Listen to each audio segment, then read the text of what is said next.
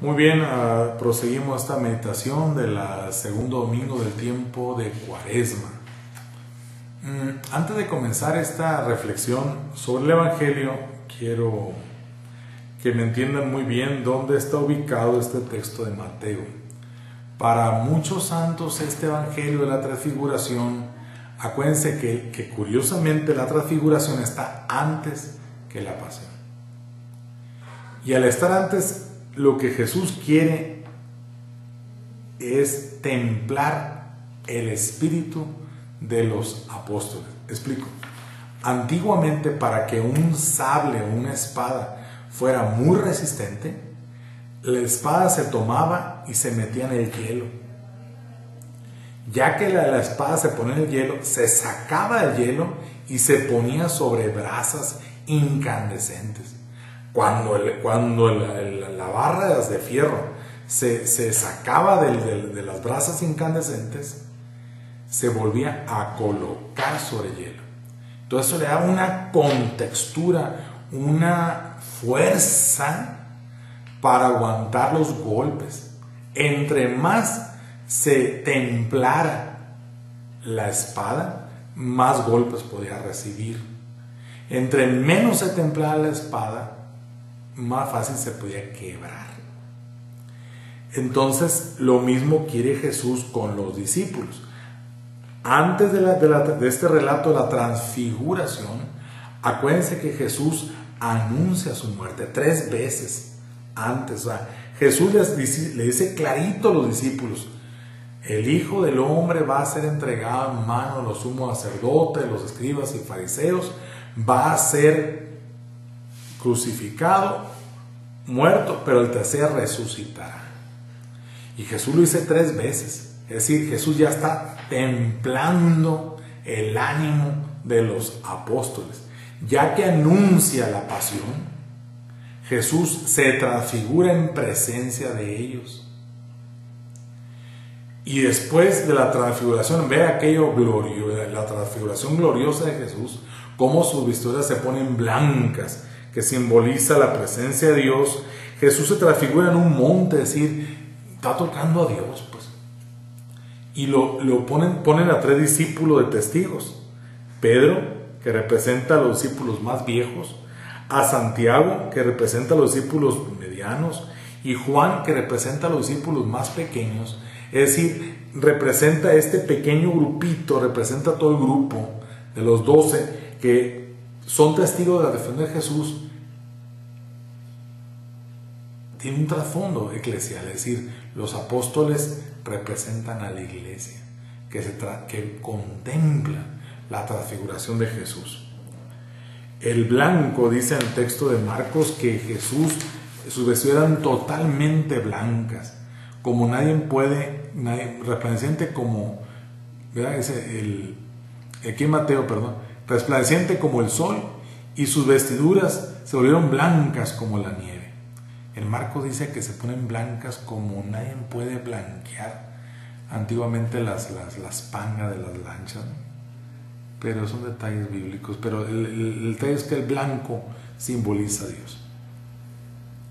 En el texto de que aparece aquí, dice que cuando Jesús se transfigura, aparecen 2 grandes figuras: Moisés y Elías.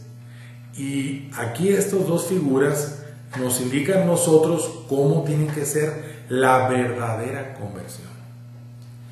La verdadera conversión debe ser sacar al pueblo, y ese es Moisés, la figura de Moisés. Moisés sacó al pueblo de Egipto y lo llevó al pueblo a la tierra de la libertad.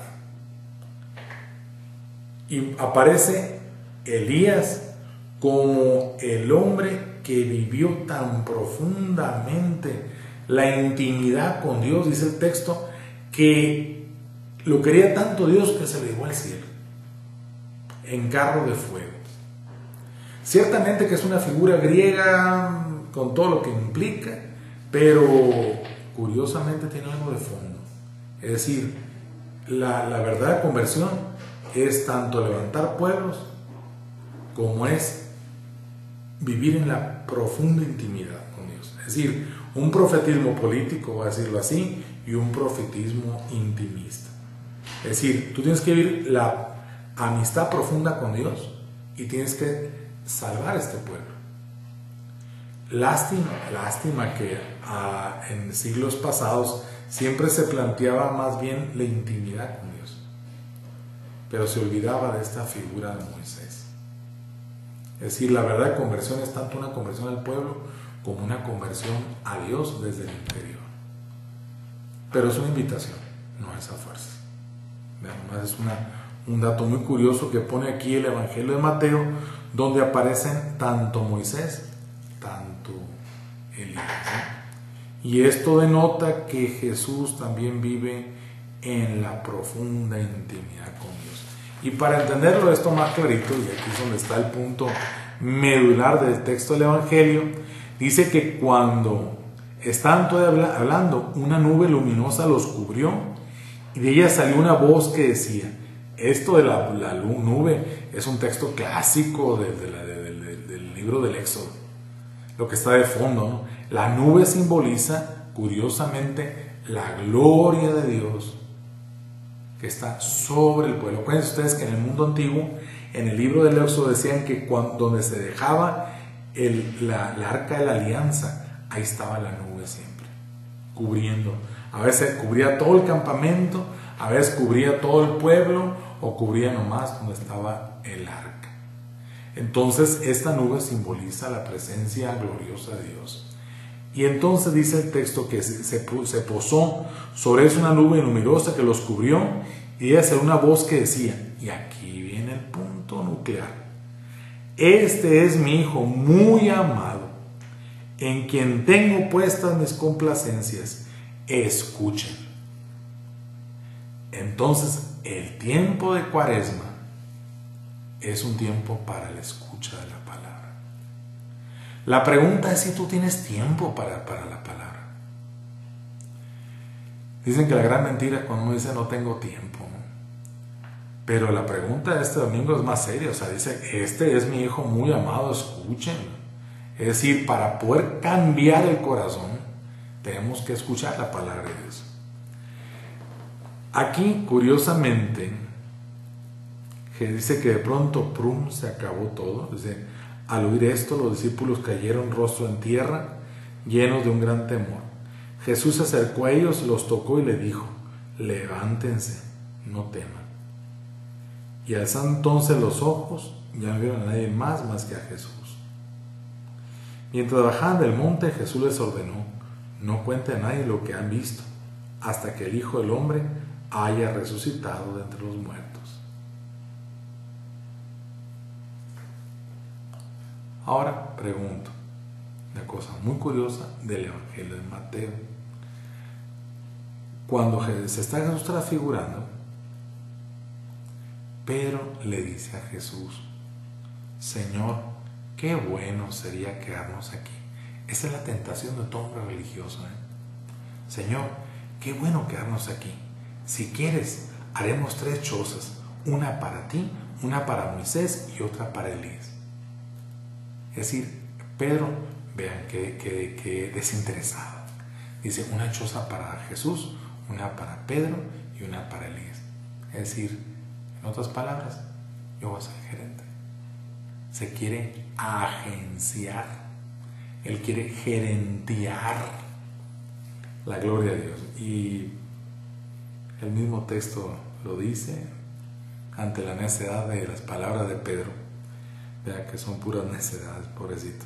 Siempre en el Evangelio de Mateo, Pedro sale raspado. Vean, nunca sale pobre Pedro, nunca sale bien librado. Acuérdense que Pedro es aquel hombre tan típicamente primario, ¿no? Pedro siempre se tira primero y ya cuando va volando por ahí dice, ¿habrá agua en la alberca? ¿Me explico? O sea, la gente es que se lanzan primero, después averiguan, ¿me explico?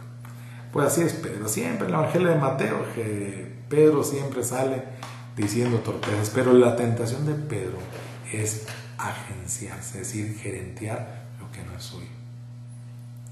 Disfruten su domingo, denle tiempo a la palabra de Dios para que cambie nuestra